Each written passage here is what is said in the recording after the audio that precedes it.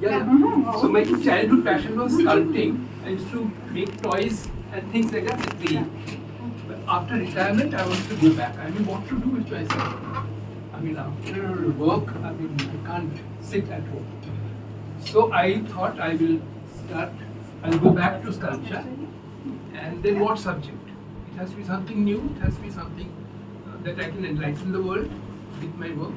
So with that, dance was my passion from very early days. I used to do landscapes. This is going off track. I used to do them to detox myself from advertising. I used to go to NCPA. My work place was Nariman Point. Sit there in the evenings and I used to sketch, not knowing where the sketches will be. So to do them better, I learned to DC for 4 years. To know the body, to know the bones of the body and how they move, how the leg coordinates with the shoulder, all that I learned myself. And then that's how I can do this. Otherwise I would learn. So then I decided to take my art into sculptures. What dance to do? I had to do dance only. I wanted to exploit because it's unexplored in India. There's so much of these dancers which are in temples. Nowadays nobody works on them. Also the contemporary, modern, all those things are taken away. So I decided to do Mohenjo-daro, the girl who is dancing. She's called dancer, but we see only one pose. Yes, only this. Only that. So I exploited her. If she was dancing, what would be her poses? Okay. And I started with bronze. I went to Kumbakonam. Kumbakonam is a village where every artist, every house is a workshop of bronze sculptures. So I stayed with one sculptor. I learned to make bronze sculptures and I made a full set of this Mohenjo-daro girl. This girl standing like this girl standing like that. It's girl standing like that. All that, how would she look with the same bangles and same grotesque face? She had very unfinished face. So my sculpture also was as unfinished, no fingers. But the lines that she provided was graceful, beautiful. So I did that, and then later on, I used to go there not knowing their language. They didn't know Hindi or English. One of the trips, I met somebody who was an apprentice, and he was a marketing person who was coming there to work. So I could communicate with him. He told me certain things. I don't know whether they're true, but I believed them. Mohenjo-daro, now my reason why Mohenjo-daro and why Kumbakonam.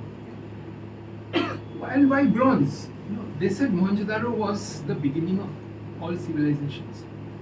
I thought it was end of all civilizations because the bronze sculpture they made, till today we have not improved upon the process of making bronze sculptures. We make bronze sculptures in the same way that Mohenjo-daro people used to make 5,000 years ago. So what has happened? Why have we not improved? There are certain reasons. It was so foolproof. The bronze sculptures are first made with wax. This is a lost wax process. Many of you may know. Sculpture is made with the wax. Suppose this is a sculpture, it's made with wax. Beeswax and paraffin wax mixed, and it is in the semi-molten form like clay. It's hot. So you have to work with hot wax and you have to make mold.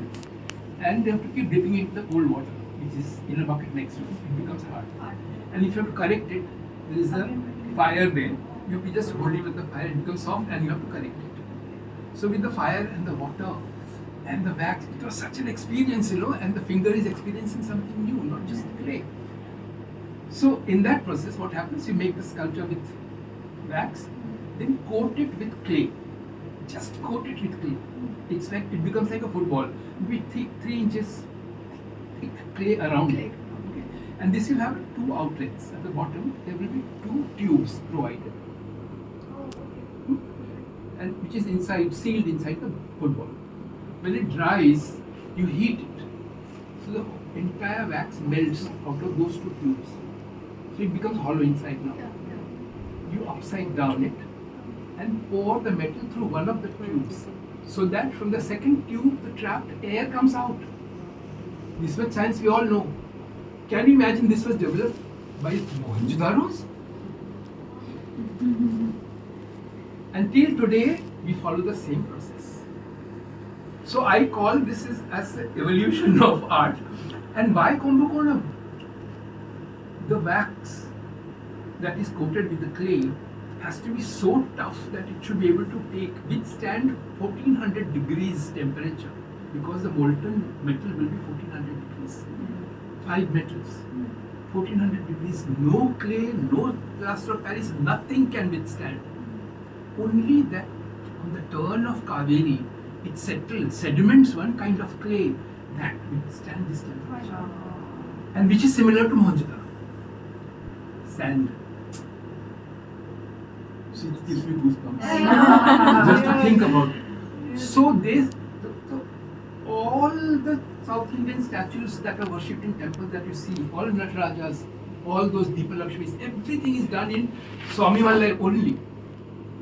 Because that clay is available in Swamimalai only.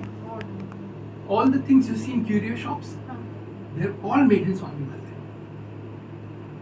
So my Mohenjo-daro girl is actually very original Mohenjo-daro.